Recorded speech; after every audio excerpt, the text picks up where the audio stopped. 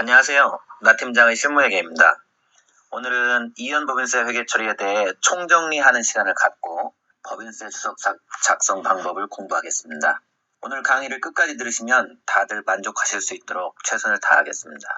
회사의 거래가 손익거래인지 자본거래인지에 따라, 그리고 손익거래와 자본거래 각각의 구분대에서 일시적 차이 유형인지 영구적 차이 유형인지에 따라 단기법인세인 미지급법인세 및 이연법인세 등 법인세 회계 처리가 결정됩니다. 지금부터 하나씩 예를 들어 설명드린 후 다시 요약해드리겠습니다. 먼저 손익거래 중 일시적 차이 유형입니다. 배당금 수익은 회계는 발생주의로 인식을 하지만 세무상으로는 현금주의로 인식을 합니다. 회사가 회계상으로 B투자회사의 배당금 결의일에 발생주의로 미수배당금과 배당금 수익 100을 회계 처리를 하면 세전이익 100에 법인세 비용 24, 당기순이익은 76이 됩니다. 세무상으로는 항상 법인세 산출세액을 회계상 세전이익이 아닌 세무상 과세 표준에 근거하여 계산하기 위해 회사가 법인세 비용으로 회계 처리하는 것을 송금불산입하여 부인하고 세전으로 돌려놓고 시작합니다. 그리고 나서 아직 현금 수령하지 않은 배당금에 대해 입금불산입 미수배당금 100 마이너스 6으로 세무조정을 합니다. 이에 따라 세무상 과세 표준은 빵이 되며 법인세 산출세액도 빵이 됩니다. 회계상으로 세전이익이 100, 법인세 비용은 24인데 입금불산입 세무조정으로 인해 세무상 과세 표준은 빵, 법인세 산출세액도 빵이 되었습니다. 이러한 경우 법인세 회계 처리를 해보겠습니다. 법인세 회계 처리는 항상 미지급 법인세를 먼저 기재하고 일시적 차이 요구에 대한 이연법인세를 기재하며 이 둘의 합계를 법인세 비용으로 회계 처리를 합니다. 즉, 법인세 비용은 단기법인세인 미지급법인세와 미래법인세인 이연법인세의 합계입니다. 먼저 산출세액이 0이므로 미지급법인세는 0이 되며 세무조정 중 유복, 즉 일시적 차이에 대한 이연법인세는 일시적 차이가 입금불산입이어서 올해 당장 법인세를 낮추지만 미래에 반대로 법인세를 높일 것이므로 가산할 일시적 차이입니다. 미래의 법인세를 가산한다는 것입니다. 따라서 미래의 법인세를 내니까 미래 법인세 부채, 즉 이연법인세 부채가 됩니다. 실무적으로 유용한 팁을 드리자면 회계 처리를 할 때 차변, 대변 이렇듯이 세무조정을 할 때 왼쪽에 오는 입금산입, 송금불산입의 유보는 차변과 위치가 같아서 이연법인세 차, 자산이 되며 오른쪽에 오는 송금산입, 입금불산입의 유보는 대변과 위치가 같으므로 이연법인세 대, 부채가 됩니다. 우연의 일치이지만 아주 유용합니다. 마이너스 100에 세율을 곱해서 이연법인세 대 24를 회계 처리합니다. 법인세 비용은 단기법인세인 미지급법인세와 미래법인세인 이연법인세의 합계인 24를 회계 처리합니다. 손익거래 중 일시적 차이의 중요한 특징은 회계상 이익의 세율을 곱하여 구한 금액과 실제로 법인세 비용으로 회계 처리되는 금액이 같다는 것입니다. 이는 조금 후에 설명드릴 법인세 주석 작성에서 아주 중요한 의미가 있습니다. 일시적 차이 정의에 의해 회계상 세전이익과 세무상 과세 표준이 올해는 비록 일시적으로 다르다 할지라도 법인세를 올해 내든 미래에 내든 낸다는 사실은 차이가 없습니다. 따라서 미지급법인세이냐 이연법인세냐의 차이가 있을 뿐 법인세 비용은 같은 것입니다. 두 번째로 손익거래 중 영구적 차이 유형을 살펴보겠습니다. 회사의 손익계산서상 영업이익이 200, 비지정기부금이 100이 있다고 하면 비록 비지정기부금이라고 하더라도 회계상으로는 비용이 맞으며 세전이익은 100이 됩니다. 법인세 비용은 24, 당기순이익은 76입니다. 비지정기부금은 법정기부금단체, 지정기부금단체가 아닌 단체에 기부를 한 경우의 기부금을 말합니다. 예를 들면 나 팀장 중에서 나준하씨 종친회에 기부를 하였다면 비지정기부금이 됩니다. 세무상으로는 송금불산입 법인세 비용 24 해서 100으로 돌려놓은 후 회계상 비용 처리된 비지정기부금을 손금불산입해서 과세 표준을 증가시키고 이에 따라 법인세 산출세액도 증가합니다. 회계상으로 세전이익이 100, 법인세 비용은 24인데 송금불산입 세무조정으로 인해 세무상 과세 표준은 200, 법인세 산출세액은 48이 되었습니다. 이러한 경우 법인세 회계 처리를 해보겠습니다. 산출세액이 48이므로 미지급 법인세 48을 분개하고 일시적 차이가 아닌 영구적 차이이므로 이연법인세는 없습니다. 따라서 법인세 비용은 두 금액의 합계액인 48이 됩니다. 손익거래 중 영구적 차이 특징은 회계상 세전이익 100에 세율을 곱하여 구한 금액인 24와 실제로 법인세 비용으로 회계 처리되는 금액 48이 같지 않다는 것입니다. 여러분들이 반드시 아셔야 할 것은 회계상으로 손익계산서에 법인세 비용을 회계 처리할 때도 법인세 납부할 세액은 반드시 법인세법에 따라서 계산을 해야 하며 이유가 어찌되었든지 간에 법인세 납부세액인 미지급 법인세는 법인세 비용을 구성합니다. 법인세 비용은 미지급 법인세와 이연법인세의 합계액인데 미지급 법인세 계산 시 세무상으로 영구적 차이 송금불산입되거나 세액공제, 세액감면 등 여러 가지 이유로 최종 납부할 세액이 회계상 세전이익에 단순히 세율을 곱한 금액으로 나오지 않는 경우가 일반적입니다. 결론은 손익거래 중 일시적 차이가 아닌 모든 경우에 있어서 세전이익의 법인세율을 단순히 곱한 금액과 법인세 비용으로 회계 처리되는 금액은 다릅니다.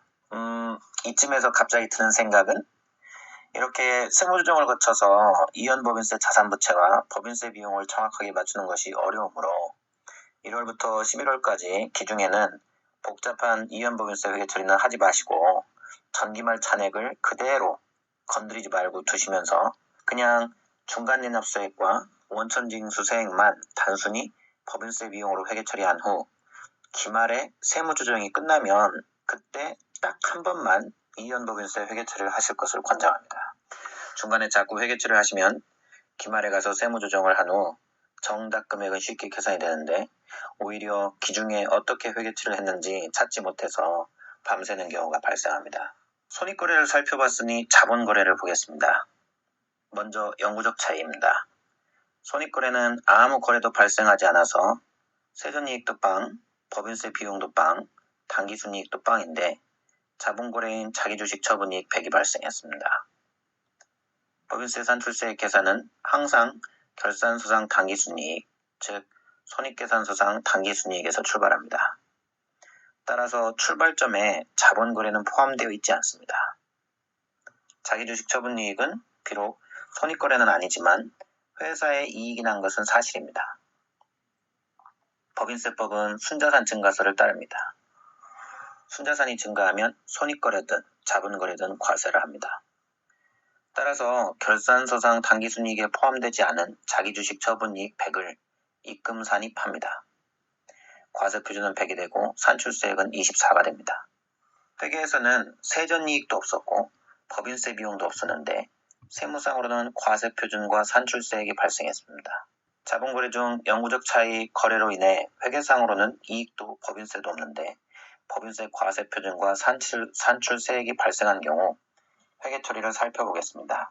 법인세 회계 처리에서 기본 원칙은 손익거래의 경우 법인세 효과를 해당 손익거래 계정에 차감해서 순액으로 기재하지 않고 미지급 법인세와 법인세 비용이라는 별도의 계정으로 회계 처리한다는 것입니다. 매출 100이 발생했을 때 법인세 효과 24를 매출에서 차감하지 않습니다.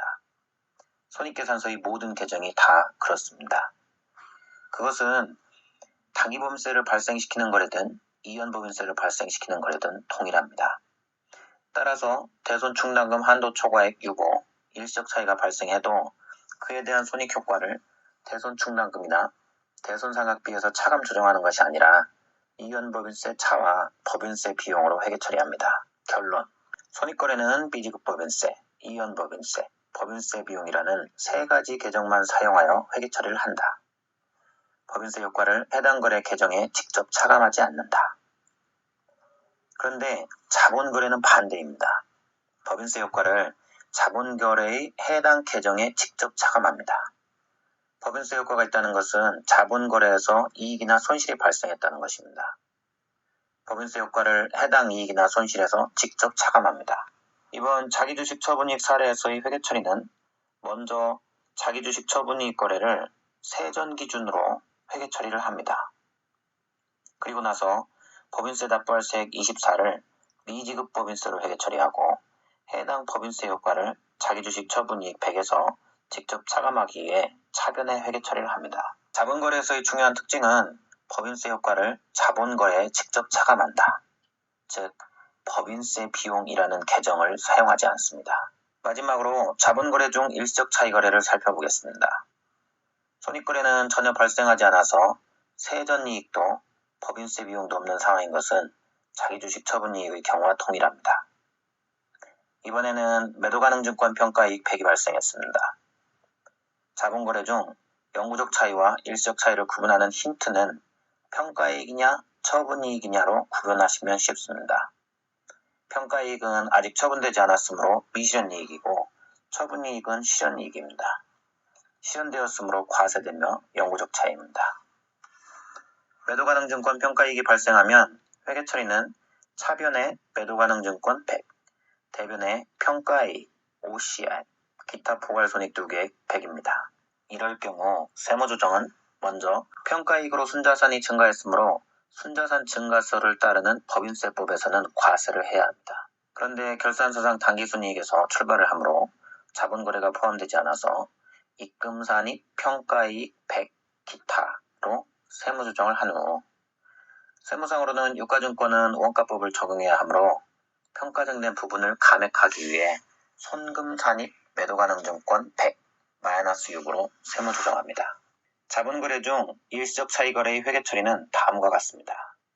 먼저 세무조정이 입금산입과 송금산입 양쪽에 나타나서 법인세 과세 표준을 증가시키지 못합니다. 따라서 미지급 법인세는 빵이 됩니다. 그 다음에 세무조정 양쪽에 나타난 것을 모두 회계처리를 합니다. 입금산입 기타 포괄손익 100으로 세무조정된 것에 대해 법인세 효과인 24를 기타 포괄손익 자본계정에서 직접 차감하기 위해 차변에 기타 포괄손익 24를 회계처리합니다. 송금산입 매도가능증권 100-유보 세무조정에 대해서는 유보가 일시적 차이이므로 이연법인세를 인식해야 합니다.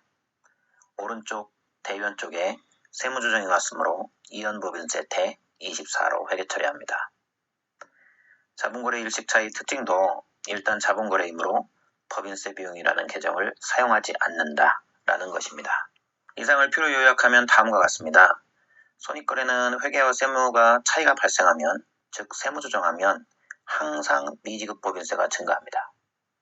차이가 영구적 차이면 법인세 비용이며 일적 차이면 이연법인세입니다. 자본거래의 경우 법인세 효과를 항상 자본거래 해당 계정에 직접 차감합니다. 법인세 비용이라는 계정을 사용하지 않습니다. 일시적 차이면 지금 과세되지 않고 미래에 과세되므로 이연법인세 차대 계정이 증가하고, 영구적 차이면 지금 과세되고 나중에 다른 세무조정이 발생하지 않으므로 단기법인세인 미지급법인세가 증가합니다. 이 표를 보면 무엇이 느껴지시나요? 단순하죠? 보이는 것이라고는 미지급법인세, 이연법인세, 자본계정, 그리고 법인세 비용 딱 4가지입니다.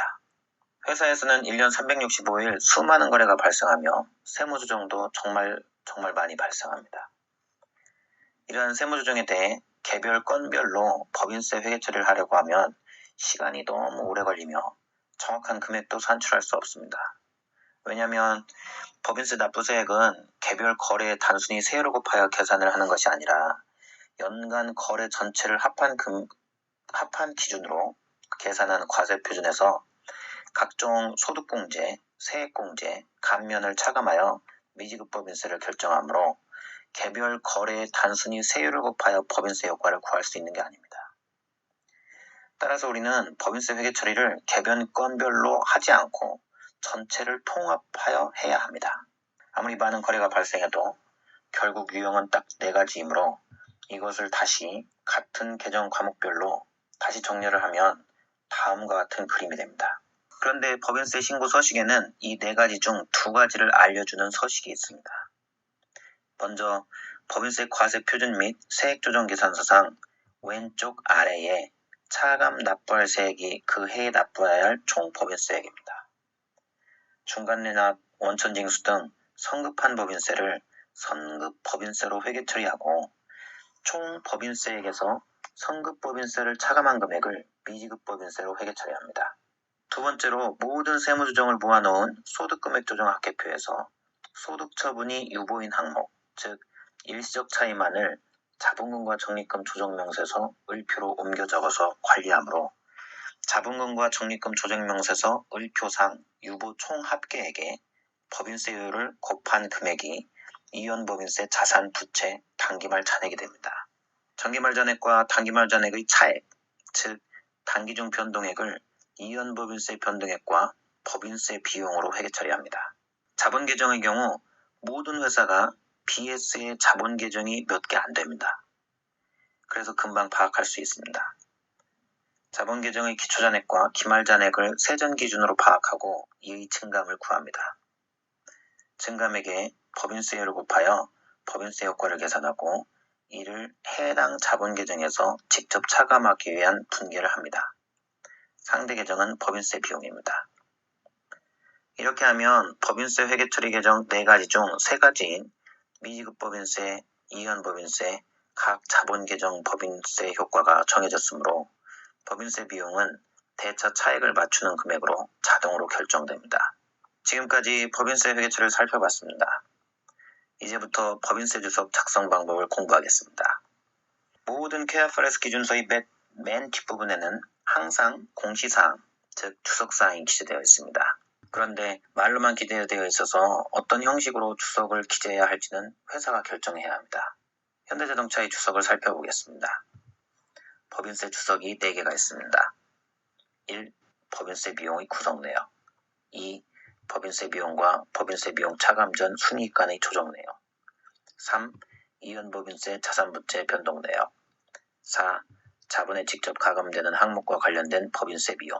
위 4개 중 2번을 제외하고 1번과 3번, 4번은 사실 법인세 비용 회계 처리를 어떻게 했는지 계산 내역과 요약을 해달라는 주석입니다.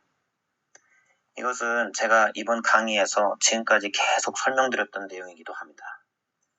그래서 주석은 사실 정말 쉽고 간단하게 작성할 수 있습니다. 주석 1. 법인세 비용의 구성 내역은 법인세 분기의 차변과 대변의 내용을 알려달라는 주석입니다. 법인세 부담액은 단기 총 납부할 세액을 말합니다. 선급법인세와 미지급법인세의 총 합계액입니다.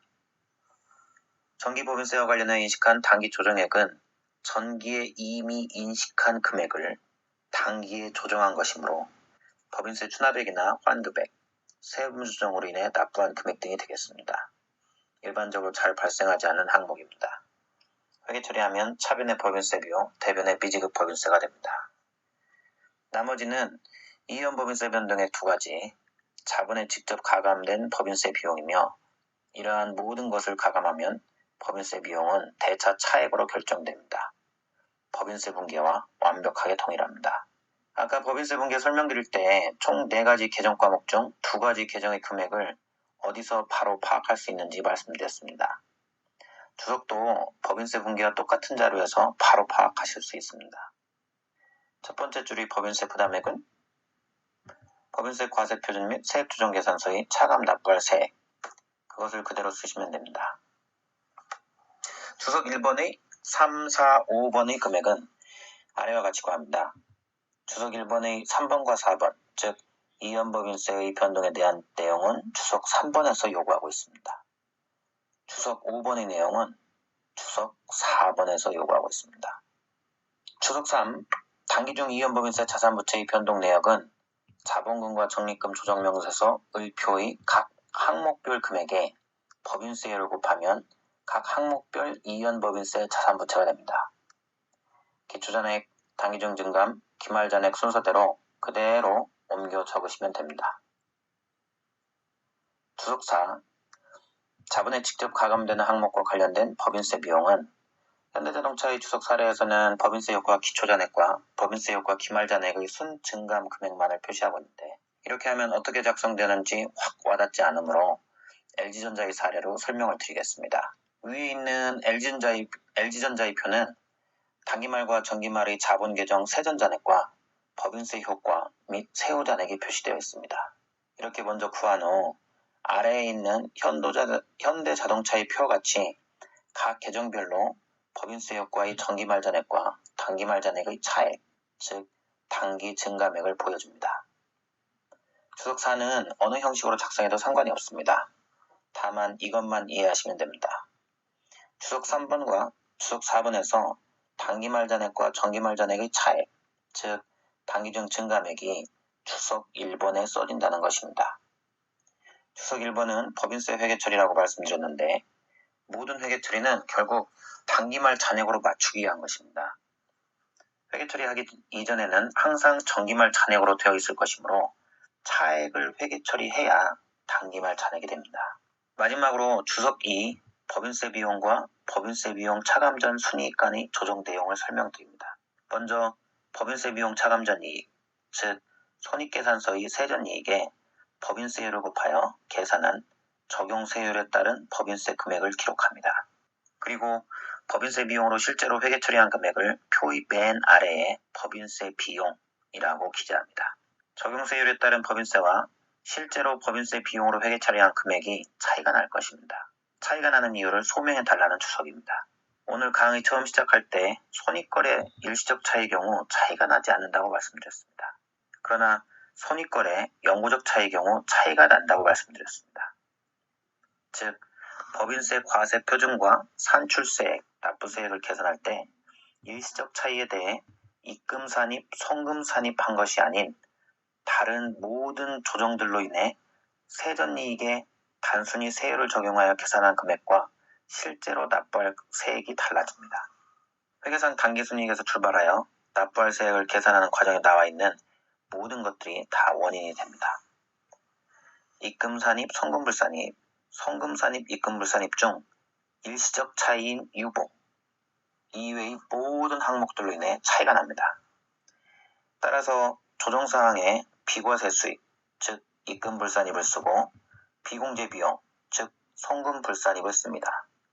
쓰는 금액은 입금불산입 자체를 쓰는 것이 아니고 입금불산입에서 유보, 즉 일시적 차이 금액을 뺀 유보가 아닌 입금불산입 금액의 합계액에 법인세율을 곱한 세효과를 쓰는 것입니다.